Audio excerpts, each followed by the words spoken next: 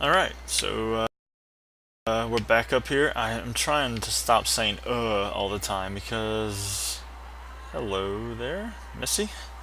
Trying to stop saying all the time because it makes me sound like an idiot.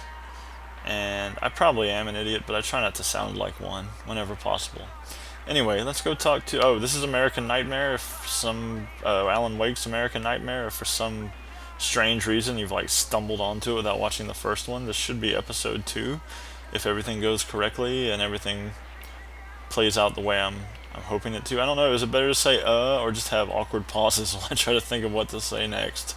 I don't know, but hopefully soon I'll figure out one way or the other. Anyway, let's go talk to the attractive blonde woman.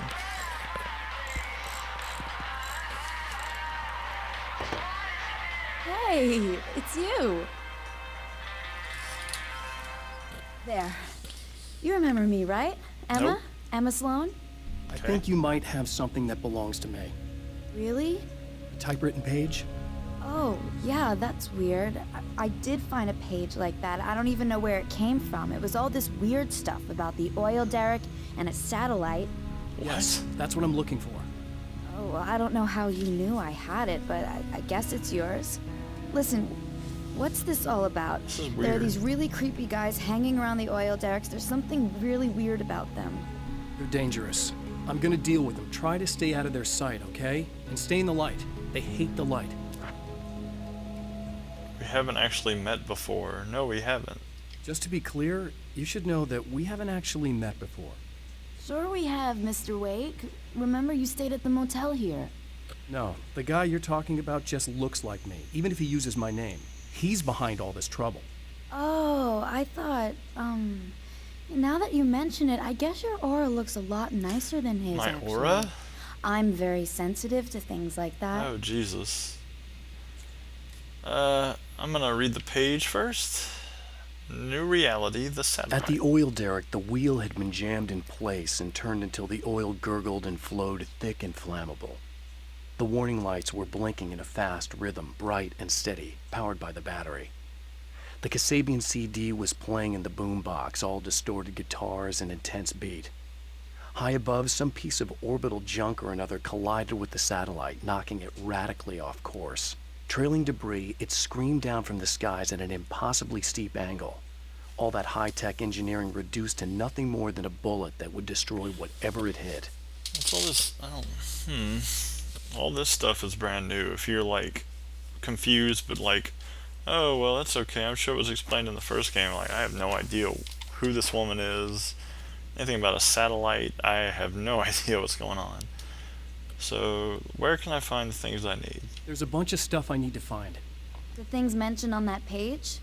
Well, there's a lot of old crap lying around this place. Great, thanks. I think you should be able to find everything, except the satellite, obviously. Are you gonna tell me what this is? I don't think that'd go over too well. Why don't you let me be the judge of that? Fine. The page is a formula for rewriting reality.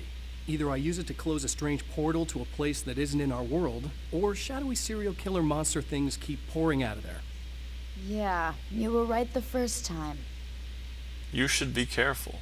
You can think what you want about me, but there's still bad guys around. Be careful. You know what I hate? Well, you might be nuts, video but I've games. seen the way they move, the way they Hang look. on. I'll buy that. They're called Taken. They aren't really human. Not anymore. And they're climbing out of What was the that? oil well? What, do they have secret headquarters down there, or? No, that's just where the point of connection is. It's a hole that leads to, well, it's a really nasty place. That's why I need to close it. And the guy who looks like you opened it, because he was hanging around the oil field before. He gets around, unfortunately. Thanks for helping me. Thanks for helping me. Oh my god. Oh, I wish I thought you were just a nutcase. Actually, I kind of expected you to. Me too. But I feel like this is how it's supposed to go. I was supposed to have a Isn't that timer weird? going so I don't lose Not track. really. I get that a lot in my I line of totally work. forgot to do you turn do it on anyway? until just now. I'm a writer. Obviously. Oh man. How long am I gonna talk to this woman? What was that you said about my aura? Oh, I'm very spiritual, you know. I can see auras. I'm sure But you I can. only use it for healing and helping people.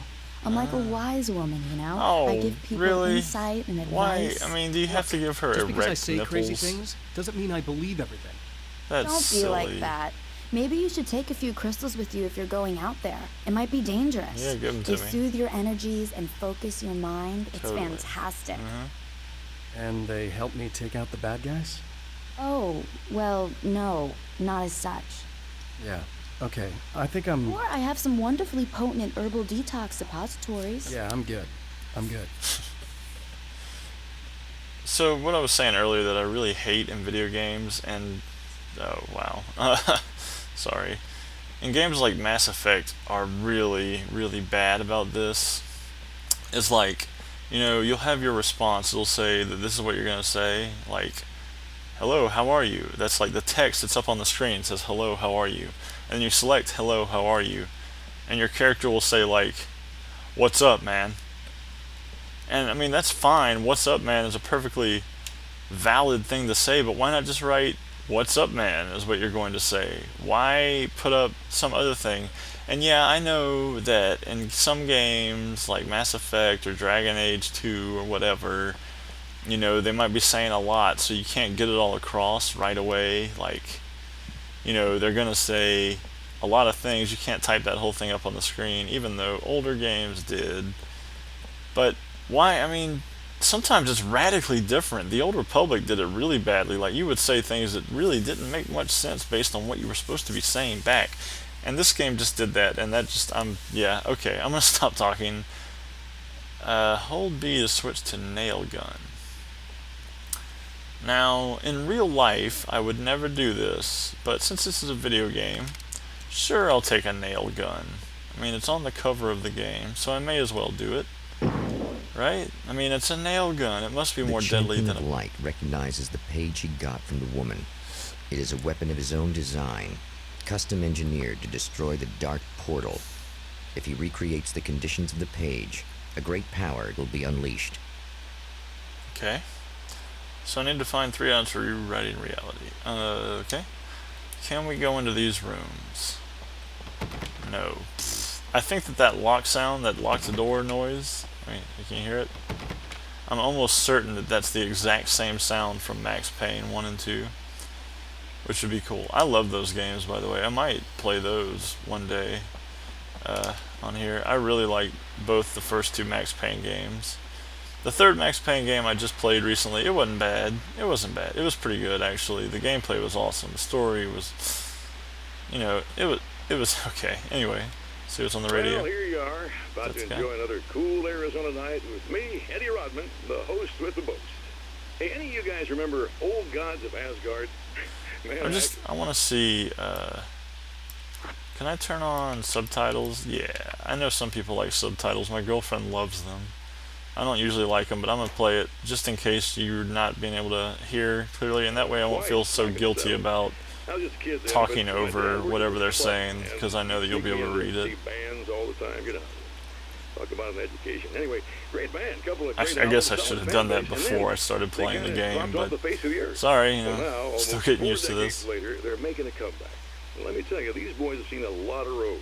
They're some serious rock and roll veterans, because they weren't too young even back in the day. Well, now I've got Odin and Tor Anderson, 2 of the original Old Gods, in the studio with me, along with their manager, Barry Wheeler. Nice to have you guys here. Oh, hey, great to be here, Eddie. Yeah, hey. Hello! Now, boys, let me just come around and say this, all right? Spring chickens, you ain't. I mean, you guys, you make the Stones look young. You're only as old as you feel. What is that? Now, your last album was 1978, In the Valley of My Shadow. And then you stopped playing altogether after that. Why? And what made you do a comeback after the all old that time? gods, whatever they're called, the Norse gods, Odin and Thor. The original bass player for Old Gods, Fat Bob Balder, passed Balder. away in... Leukemia!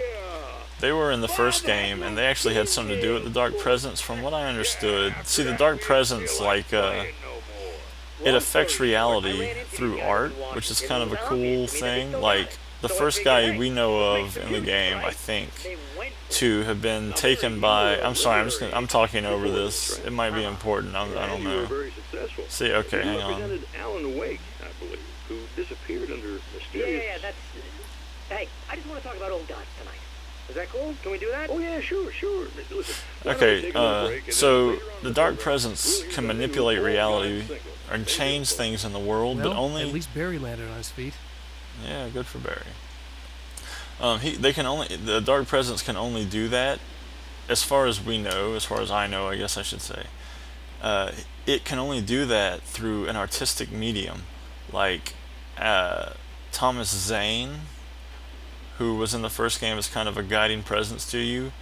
He was a poet, and the dark presence took him and used him to try and escape and like take over the world, but it failed, and Thomas Zane wound up getting trapped in the dark place where Alan Wake actually is too. All this should, as far as I know, still be going on in his head.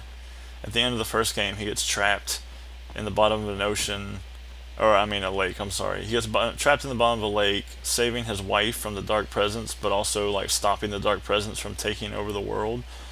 He actually, like, I said ocean, at the end of the game, like, you beat the bad guys and you run in there and he's like, it's not a lake, it's an ocean. And he's like possessed. And then the rest of, like, there's some, I don't know if it's DLC, it must be DLC. It came with the game, when I bought it from Good Old Games, it came, like, included. I think it must have been DLC, though, originally. I mean, that game came out a few years back, didn't it? Like a year or two ago? Maybe last year? I don't know. 2 years? It doesn't matter. It was DLC, and you get to like play Alan like rebuilding his mind because he's like gone nuts inside, and that's where him being trapped in the dark place is where Mr. Scratch with the minimap on the top left-hand corner of the screen shows your current objectives. Locations of ammo boxes and safe havens are also shown as icons. Blinking question marks indicate a hidden manuscript page nearby. Well, that makes it a lot easier. There's a lot more stuff on the minimap. Anyway, what was I saying? Jesus. Oh, Mr. Scratch was created whenever Alan went into the dark area, and his mind also sort of shattered into two pieces. Like, one was like this guy who you're playing, like the real Alan, who wanted to fight and like get out and go see his wife, and the other half was like the crazy half, and I don't think it was Mr. Scratch. Thomas Zane said it wasn't, that there were two different entities, but it's not really clear who was who. And Alan like had to fight his way out by using words. Like, he had to write things into existence. Like, you'd shine your flashlight on words and they would become like real items. And he eventually, it was actually kind of cool since like anytime you encountered the crazy version of yourself, it was always on TV. Like, he would communicate to you on TVs, and he would control reality with TVs. Like, a TV would pop up and you'd see his crazy ass face, and he'd be like, Alan couldn't stand it. They just kept coming and they ripped him apart and he was hopeless and blah blah blah. And then like Taken would start leaping out of everywhere, and Alan would be like, oh no, what am I gonna do? And you'd kill them all. But I mean, I thought it was kind of cool that the bad guy was shown as like a TV, like television programming, while Alan was shown like getting things done through writing. So maybe that's like social commentary. TV is bad, I don't know. What's that? Flare? Oh, cool, flares. Sweet. Right bumper, yep. You can toss a handheld flare or flashbang grenade with right bumper. Flares are really good. Anyway, the big long point I was trying to make, and you won't even need to hear all this if you played the first game, I don't know why I'm saying all this stuff, is that after Thomas Zane, the Dark Presence wasn't able to get out, so I'm pretty sure it took over the old gods, the band, and used them to try and get itself out, but that also didn't work out.